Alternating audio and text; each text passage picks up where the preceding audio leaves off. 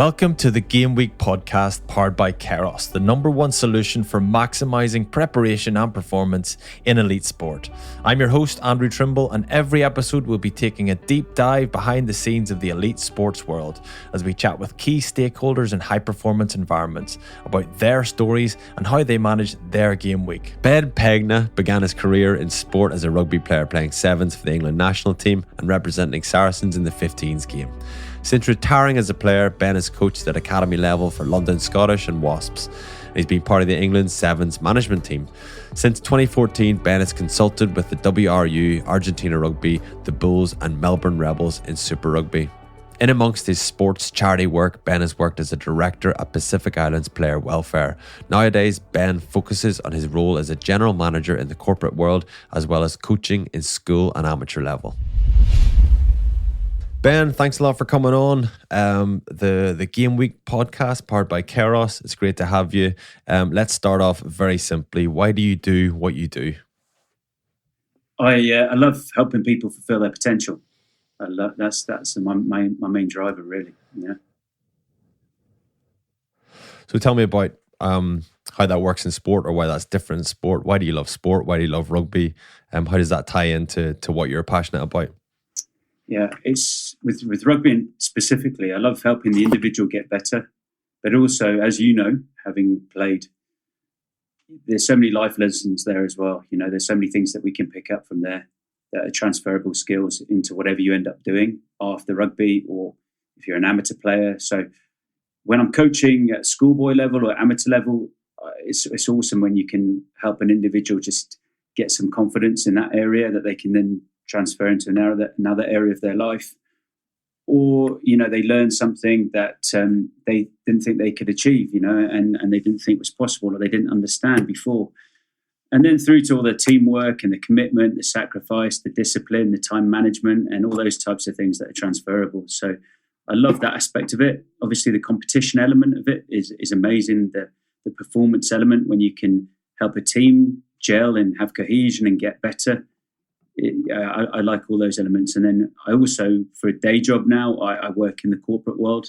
And in that environment, it's very much the same, helping the team get better with a common purpose, common goal, but then people understanding and having clarity of their roles within that, and then aspiring to get better within what they do, and then getting better themselves, and then helping others get better. So, yeah, it's sort of that's the common theme. So there's a lot of stuff transfers. So you're not just coaching the person to be better at rugby, you're coaching the person, not just as a performer, but again, in that kind of holistic sense, I suppose, coaching them for anything that they may turn their hands to. There's a lot of stuff transfers, but I think there's a lot of stuff doesn't as well. Yeah. And I know, having gone through that transition, how difficult it is at times. How have you found that with coaching? Coach, I kind of having that slightly holistic approach and seeing guys transition out of retirement and into another environment. Yeah, it's interesting. I think it's really interesting that you say that, because I think so often we hear about all these transferable skills, and there are undoubtedly loads. But then for me, the mindset is very different, and it's been an adjustment for myself, and I think it's an adjustment for other people. I think, for example, working in the sporting arena is much easier than working in the corporate arena. And the reason I say that is because within a sporting arena, especially a sporting professional team, most people have a common purpose and a common goal that they're all working to. So they can ask themselves every day, what are we doing here to help us get better overall, or achieve our goal, or win the championship, or something that's very easy to see. Whereas when you're working in a big corporate environment, and someone might think, I'm just a small cog, I don't really care about what's happening the other side of the world, and and to motivate that person or understand that person's motivations and etc. is much harder. I found that much harder.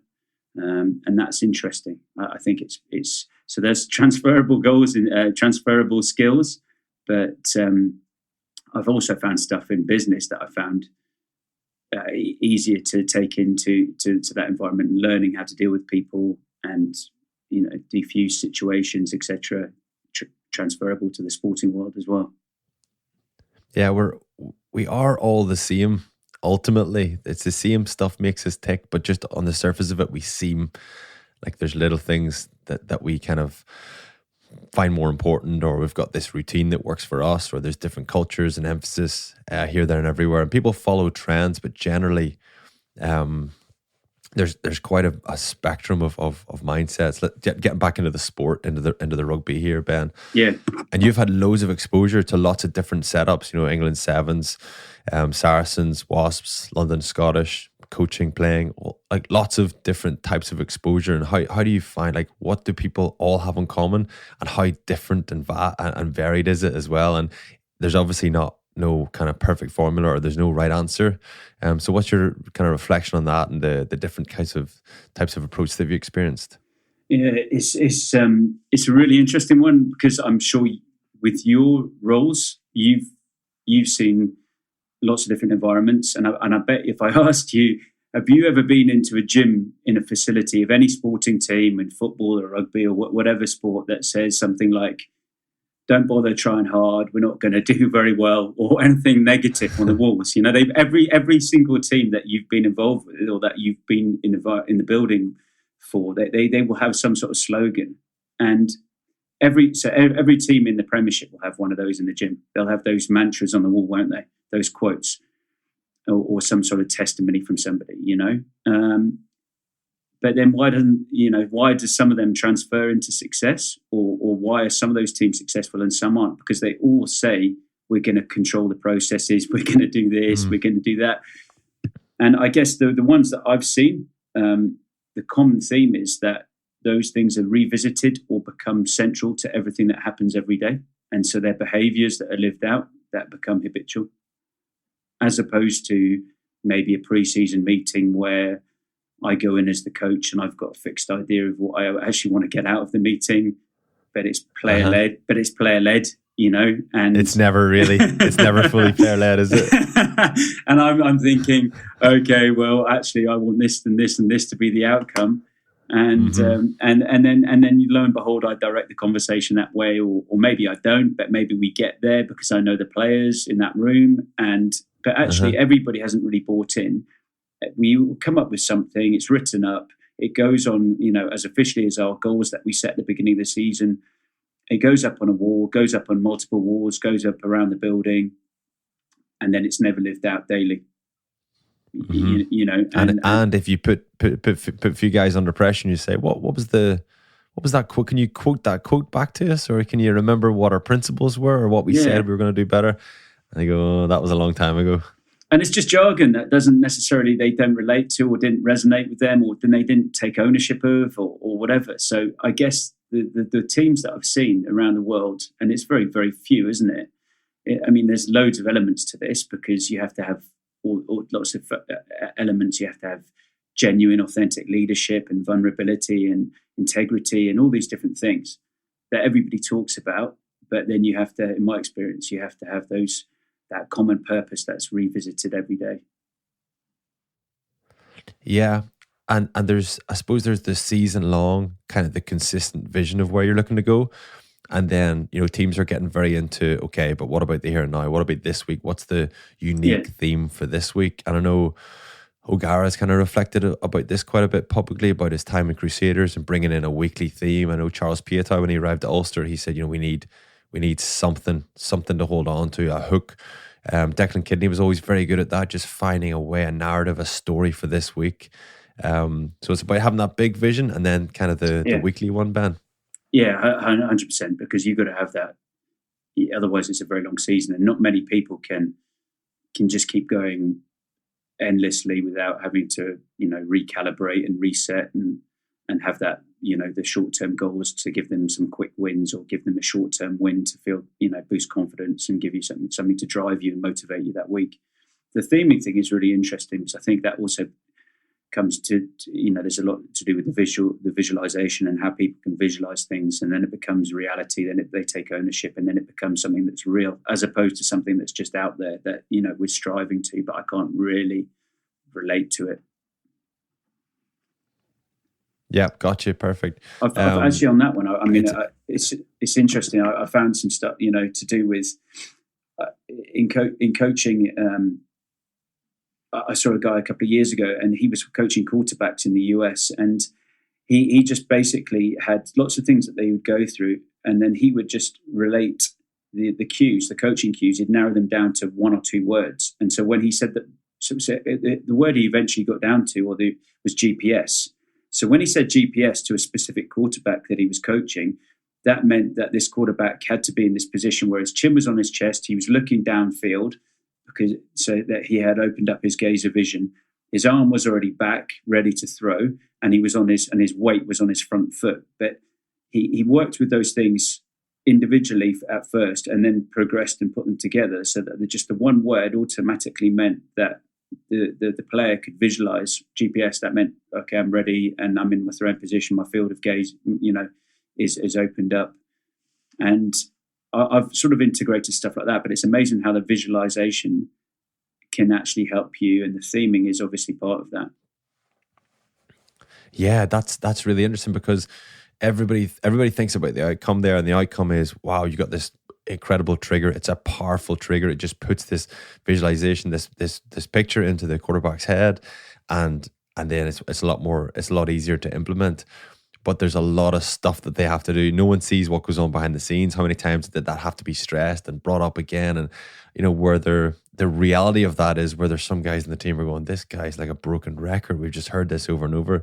But you have to go through that repetitive thing, and it's slightly boring to get to the fun, the exciting kind of vision piece at the end, don't you?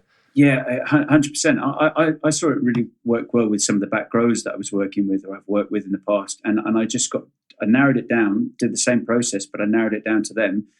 And when they were doing work at the tackle zone, at the breakdown, on their decision making around what they were going to do, both on their own ball and on opposition ball, and the cue, the word became, the trigger was daylight, and the daylight was whether there was daylight between the ball carrier and the support, and it was, obviously we changed the picture, we did different things, we started them in different positions. You start them, with no vision, with very little, back to the scenario, etc.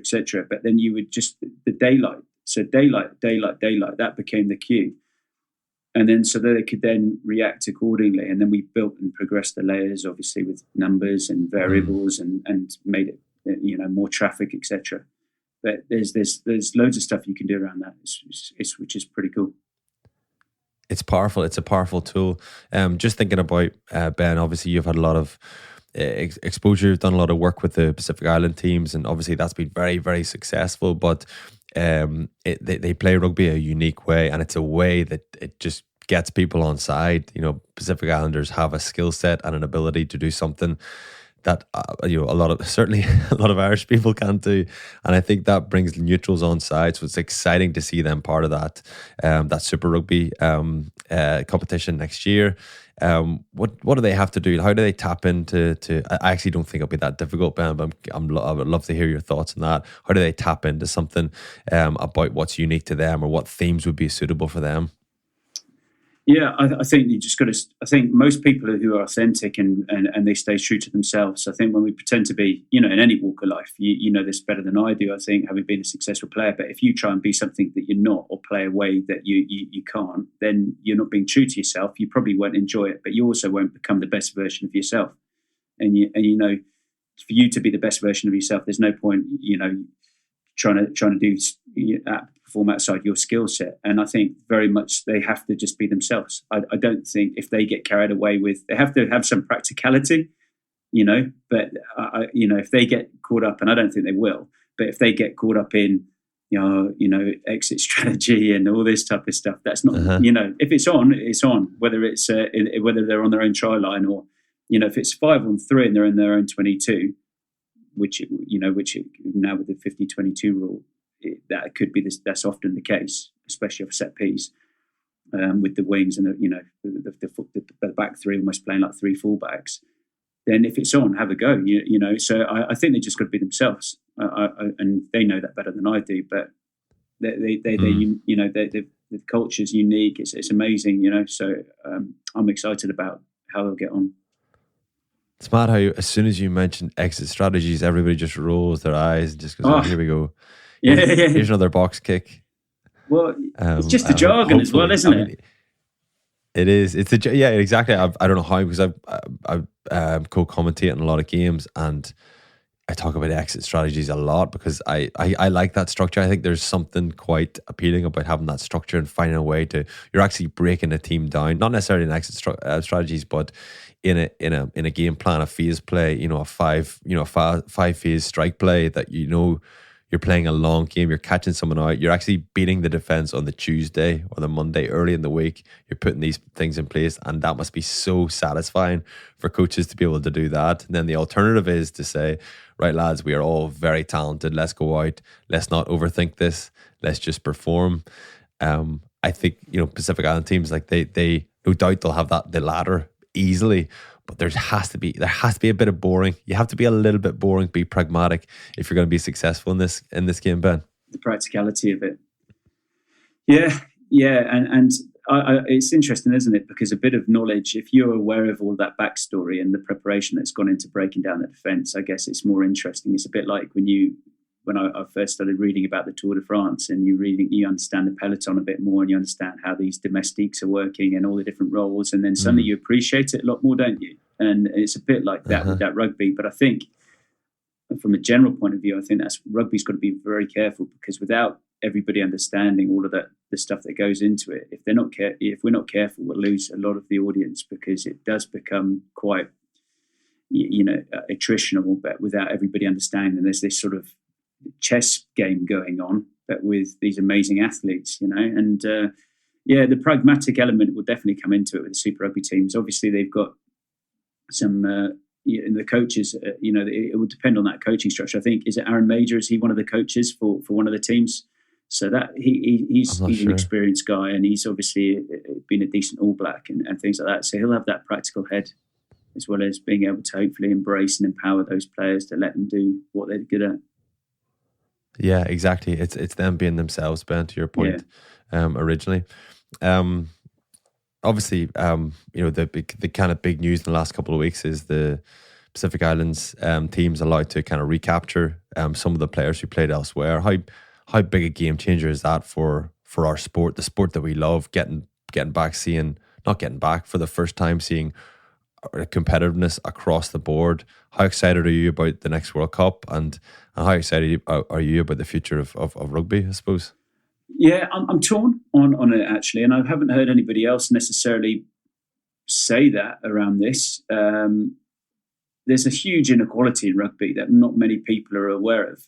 So the World Rugby Council, the way they vote, so it's not one nation, one vote, and so change is very hard to come about. So, and the Northern Hemisphere countries, because of the votes that they're allocated, they can they're very powerful. And the situation with that changing eligibility, the one concern I have, obviously everybody talks about the benefits, and it's amazing that Charles Peartown now hopefully can go back and play for Tonga at the next World Cup, because you want the best players in the world playing at the best event, at the showpiece event, don't you? And you want to see that, and the audience want to see that. We want to be able to show hopefully new fans, spectators, this is what it looks like. But my concern is that, say you're a young player growing up in Auckland and you're a Pacific Islander, or Pacific Island, or I guess it could be anywhere in the world, but taking Pacific Islanders as an example, would you say, okay, well, my fallback option is to go back and play for Tonga, Samoa, or Fiji? So I'm in New Zealand. I've always wanted to be an All Black. I've grown up watching the All Blacks. I'll give New Zealand a go, and then if I don't make it, then I'll go back to the islands. And that's one aspect to it. I'm not sure if the laws have changed with regards to New Zealand Rugby Union and Australian Rugby Union, but unless you declare for those nations, sorry, that was an email coming in. Unless you declare for those nations, then it's you're restricted in how many players you have to be eligible to play for New Zealand or Australia if you're staying in the country to play Super Rugby. So then that limits the opportunity to stay in the country. So that affects it as well. But the other thing is, unless you have a professional league, and this is what I feel that World Rugby have to do, unless you have a professional league or more professional pathways in the Pacific Islands, then players won't necessarily be able to get there and come through the system and we'll lose players because they'll still migrate for economic reasons, and they'll still end up playing for other countries. So it could be hugely beneficial. But for example, you take Charles Piutau now, or I don't know, someone like Adam Coleman, who plays second row for London Irish, who's playing for the Wallabies, who's of Tongan heritage. From what I understand, he's still going to have to pay his own way to get back to Tonga to then try and prepare for an international game if he can do that. You know, so they don't have time for training camps. There's no funding for training camps. It's whereas if there was a professional pathway in Tonga, Fiji, Samoa, then those players would be there, that they would have access to them the whole time. The standards would improve. They'd be able to prepare properly. So I think there's a potential. There's a couple of sort of hurdles there that World Rugby really need to address.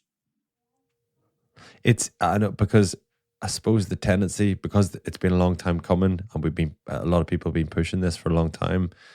The tendency is to feel like, wow, we've landed, but in reality, Ben, it's nowhere near as straightforward for exactly the reasons you're outlining, and maybe that narrative needs to get out there that, you know, this is kind of just the start, is just an indication in the right direction, I suppose, that you know, we just need to be more aware of, again, as you say, those pathways in those smaller countries. Yeah, I think so. I hope it's not a case of, we've appeased people now, we can sort of move on with our own agenda, because, you know, I think Sonotti was going to play for Samoa. It's not a box. We're not just ticking a box, Ben. But like there's so much more to it, or so much more complex. Sorry, go on. If we want it to be an amazing game, the game could be so much better. And we've got the best players in the world in those Pacific Islanders, the most naturally gifted players. We want to see them on that world stage, but really empowered. So at the moment, they don't have much preparation time. So I didn't make the point very well before. They don't have much preparation time. They still don't have enough funding. And it's very cap in hand. They have World Rugby, because they're not empowered properly. There's no revenue sharing agreement. So when they come and play here in the Northern Hemisphere, they don't receive any percentage of gate receipts. But then we don't reciprocate and go there as Northern Hemisphere teams and go and tour there. And even if we did, the stadiums aren't big enough. GDP per capita is not big enough, so that they wouldn't generate enough revenue from those gate receipts and from the television rights. You know, there's also lots of other elements to this. The commercial opportunities generally for rugby teams are at the World Cup, whereas not many people are going to buy the television rights, and the commercial opportunities there for sponsorship in between World Cups are smaller. So even if Charles Piutau is playing for Tonga, he's still got to go and, you know, him playing in between World Cups isn't as significant in generating commercial investment into the Tongan game. And then they're reliant on the investment from World Rugby, and they can't hold training camps. So he then still needs to be released by his team in Britain so that he can then go and train maybe for 7 days before playing a test match. So, it'd be amazing that him and others can play, you know, maybe Fekitoa and all these other world-class players. But if they can't only get there, they're paying their own way still, because the commercial picture doesn't make sense. And then they're getting there a few days before a test match, and then they're playing a test match against the All Blacks or whoever. It's still it's very difficult. Whereas you saw the situation before the last. Sorry, go on. Yeah, the situation before the last World Cup with Japan, because the players are domestically based and they're contracted locally.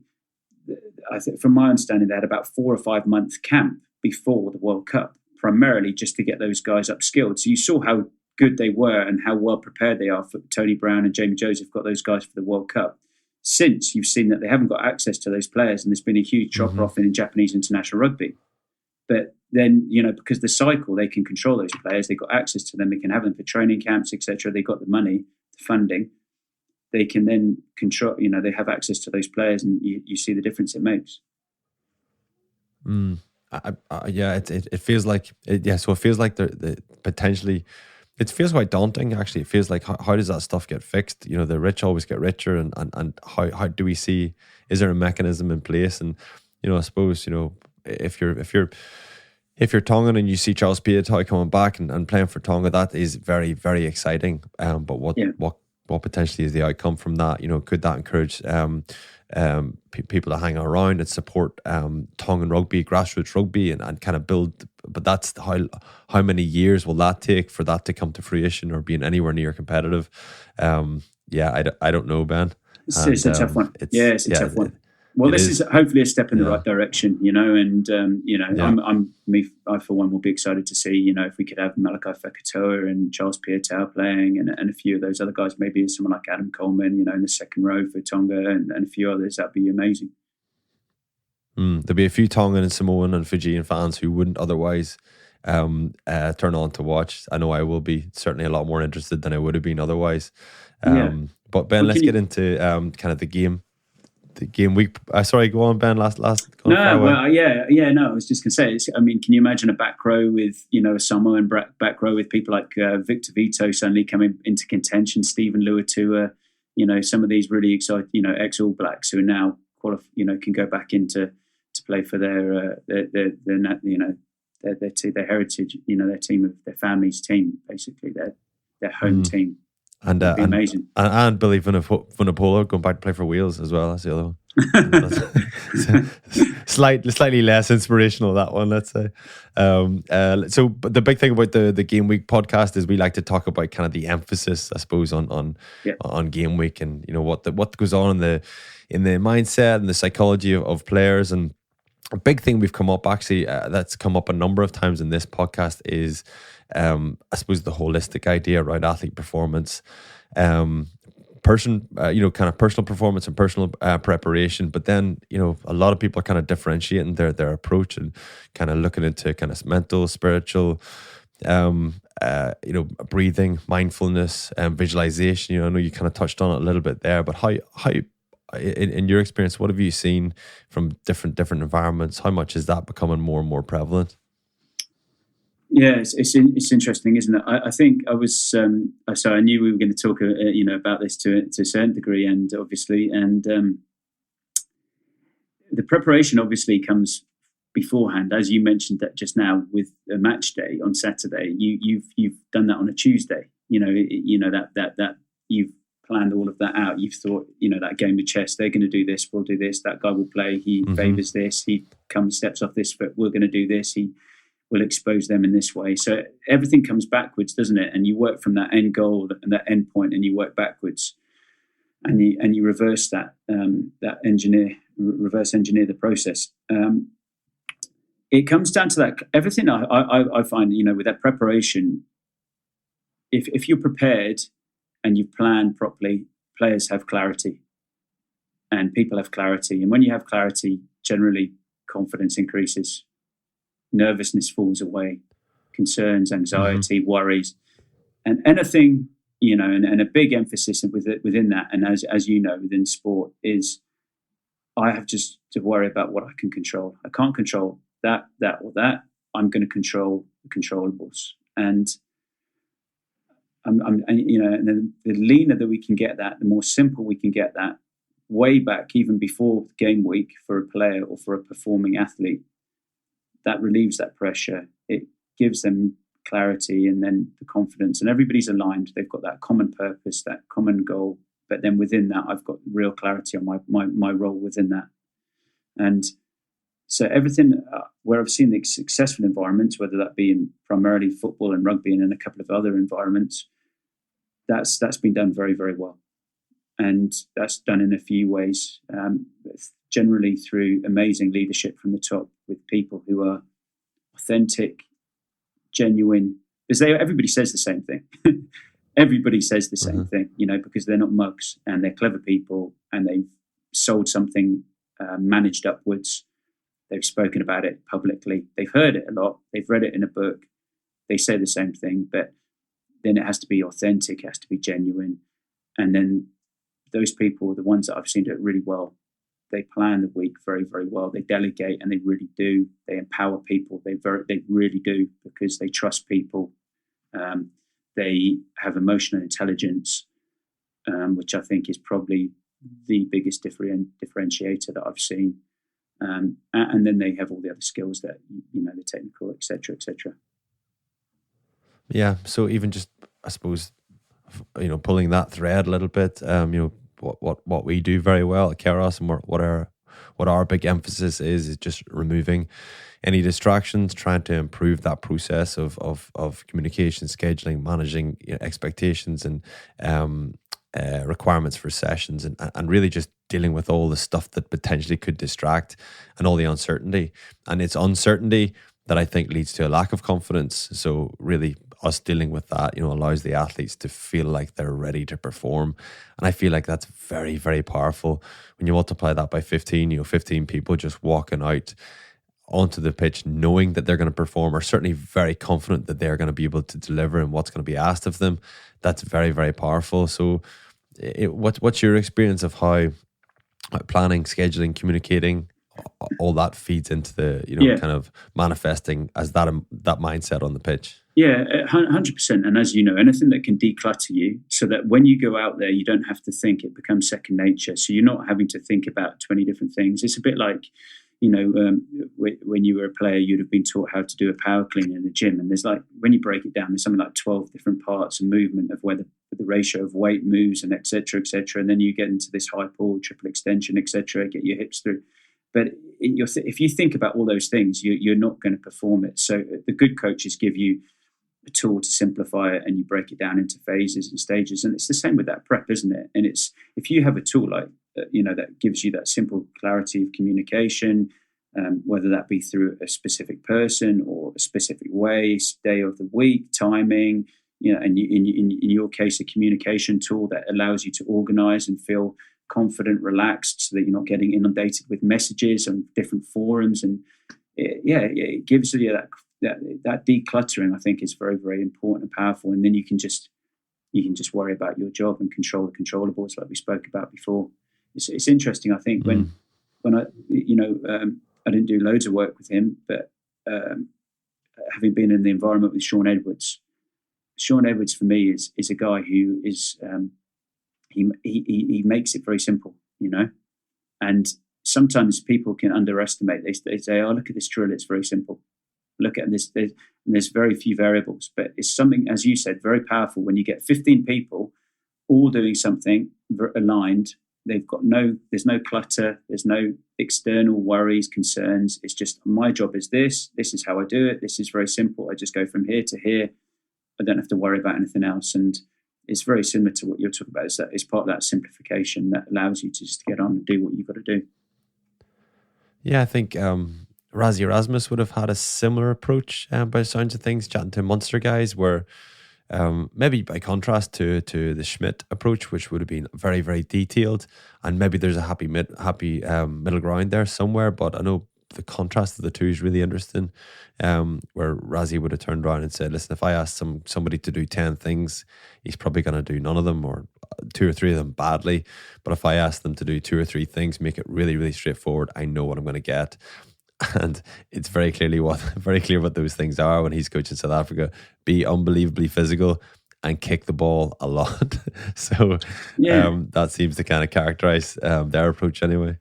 Yeah, it is simple though, isn't it? And I think the other things, when he does have the detail, they become second nature. So they're not things you're having to think about. So they're encompassed in some of those other things. So he might have the umbrella that might say work ethic within those two. You'll have that physicality, you'll have that kicking game, but then you'll have the detail within that kicking game, obviously, and then you'll have work ethic, and encompassed in that will be things like speed off the floor and next job mentality and all those types of things. But there will be an umbrella, and they'll become second nature, so that when you're in the zone, you're not thinking, oh, I've got to do this, and this. It just becomes, again, maybe work ethic is the word you hear. And that means speed off the floor. That means I'm going to, etc. Getting that chasing line, etc.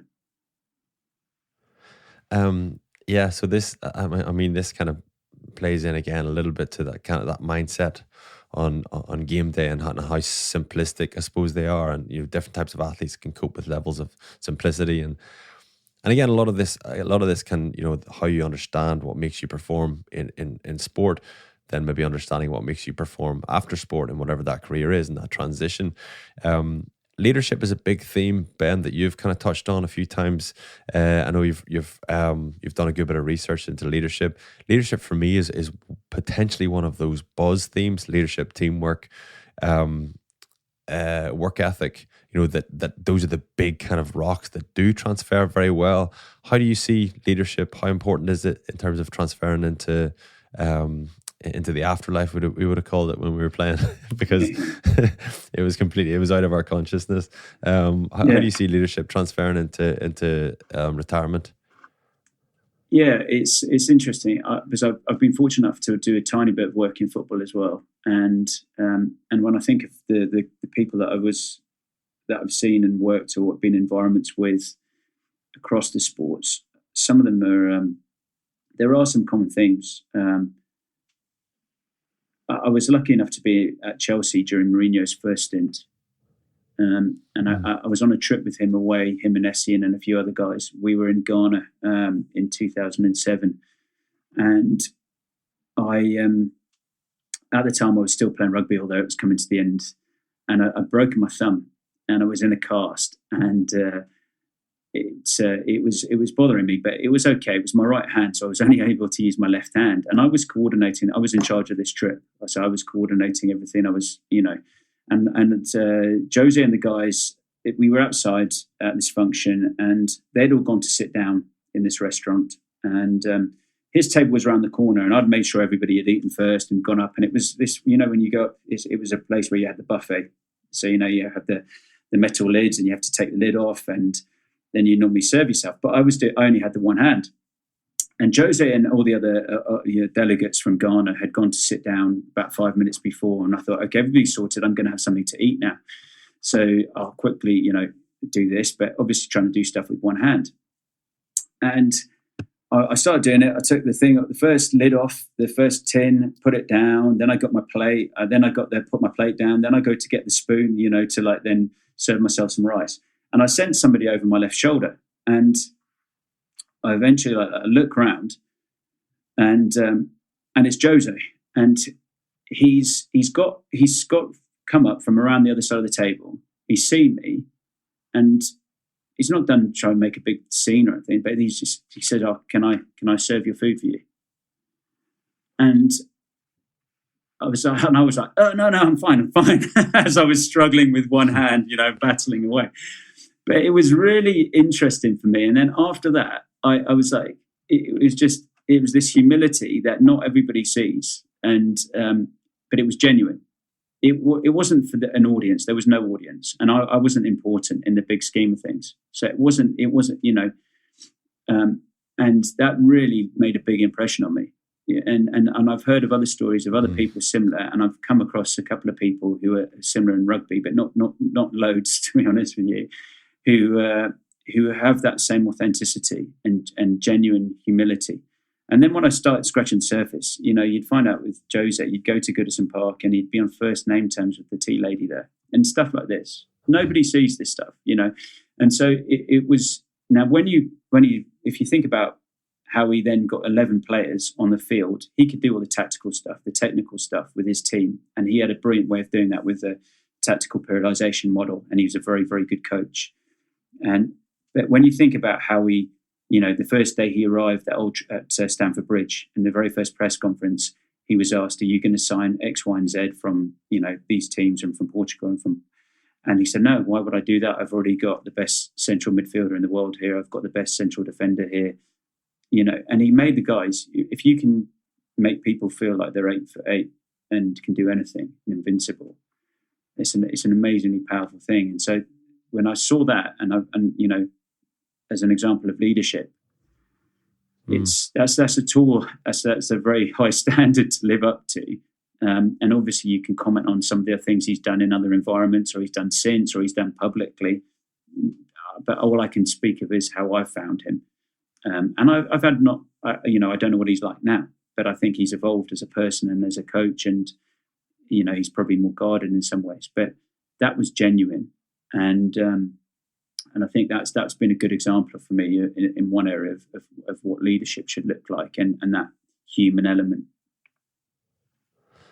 And we've had plenty of examples of non-genuine leadership. And actually, a lot of us probably roll our eyes now, and I'm thinking politically, what's going on in the last week, and in the UK, and just how if someone says one thing, you kind of shrug your shoulders and you go, probably not the case. But that, like what you described from Mourinho, and I think O'Connell's probably a good example of someone who's very, very genuine. He genuinely cares for the people he's playing with, and he genuinely wants the best for guys. And it's mad how that is so powerful, and the reaction that garners is very, very powerful in terms of performance as well. Amazing. Yeah, I heard another example. It was funny because I was having a conversation with someone a couple of months ago, and I was asking them because they'd worked with one of the top NRL coaches, most successful and most consistently successful NRL coach. And I just said, look, what have you learned with all these different people that you've worked with? You've been in premiership winning teams, you've been in blah, blah, blah. What have you learned? And he said, look, with this guy in particular, it was two things. It was the EQ, the genuinely caring, and that emotional intelligence and that general empathy. And the example was that he went into work one day at 6 a.m. and this guy was there, and he noticed the guy had been wearing the same clothes as the night before, this coach. And he said, look, are you okay? What's happened? And basically the coach had been to see another player, a former player, who had nothing to gain from visiting him. But this former player lived like a 2-hour drive away in Australia. And he'd worked late the night before, driven through the night to see this player, saw him for 2 hours, then driven back. And by that time it was 4 a.m. on a weekday. And nobody sees this. Nobody knows this. Nobody, he hadn't done it for show or anything like that. And he had nothing to gain from just visiting a former player, but he had a genuine connection and feeling for that player, and it sort of gives you an insight. If he had that the whole time, you can tell the players know that, they value that, they can tell if you're being authentic or not, and that really shone through as well. And that's the other thing was, which is very interesting. He doesn't try and change every player. He gets them to do what they're good at, and then this is why what you do well. I'm not going to try and change you into this mold. We're just going to get try and play you to your strengths. Yeah, and that's going to be exactly the theme that we started off talking about. Pacific Islands. We know what you're good at, and you're better than anybody else out there. So, yes, add a little bit of this, but by and large, just do what you do best. A lot of players I know, a lot of players I played with, tried to, the reason why they got on the radar and kind of made their way through the pathways is because they were very good at one thing or a couple of things, and then they try and mature and try and kind of grow with the game or what's being expected of them. And I'm not saying don't do that at all. I'm just saying doing that a little bit, but always remember what you're good at. It's 100%. Really important. Yeah, 100%. Ben, it's been really good chatting to you. I feel like we could talk all day, but thank you so much for giving us. You're very, very experienced. You've spoke to a lot of different people and been in a lot of different environments, and it's great to pick your brains and just get into that a little bit and find out what your take on high performance is in that sporting environment. So thanks so much for taking your time and sharing with us today, Ben. Oh, thank you. Yeah, I really appreciate it. It's been a pleasure, and keep up the good work. Thanks a lot. Cheers, Ben.